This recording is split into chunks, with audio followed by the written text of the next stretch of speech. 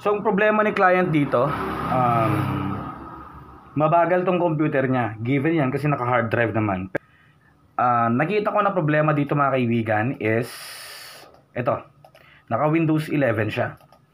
Tinanong ko kung gusto na niyang mag-upgrade into SSD pero sabi niya wala pa daw budget. Kaya OS reinstallation lang muna yung in-offer natin para sa kanya. Kung saan i-downgrade natin to, ibabalik natin sa Windows 10.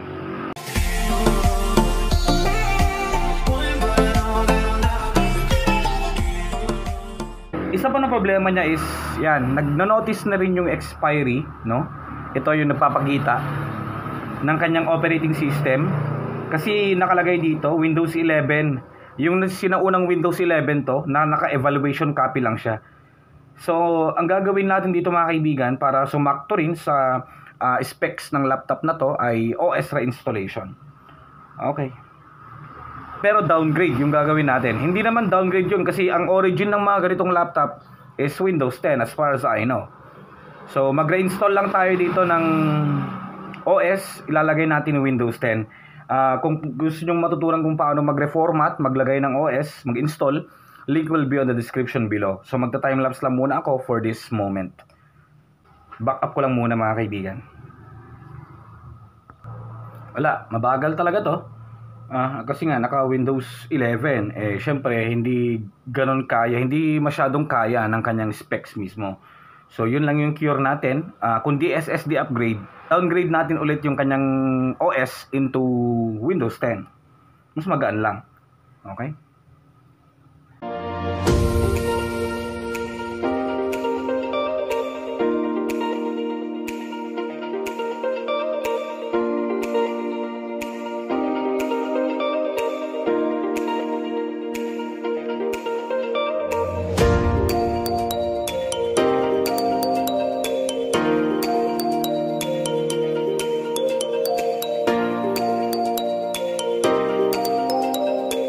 Okay, so tapos na tayo dito mga kaibigan. Siyempre, parang mas nakagaan lang or nakahinga ng konti itong si Asus mga kaibigan, no? Upon downgrading to Windows 10.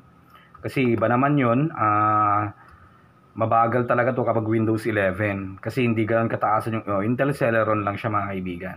So hindi siya ganoon kataasan. Although kayang-kaya niyang mag-run ng Windows 11, pero talagang gagapang siya.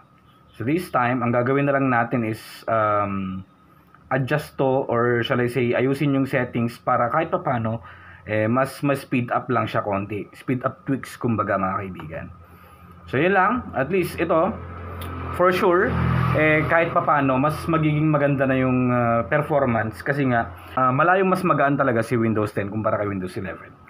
So yun lang, mas maganda naman to kung naka-upgrade sana into SSD. Pero wala pa daw budget si Tomer mga kaibigan. So hanggang dito lang muna. Salamat sa inyong panonood at huwag niyo pong kakalimutan mag-subscribe.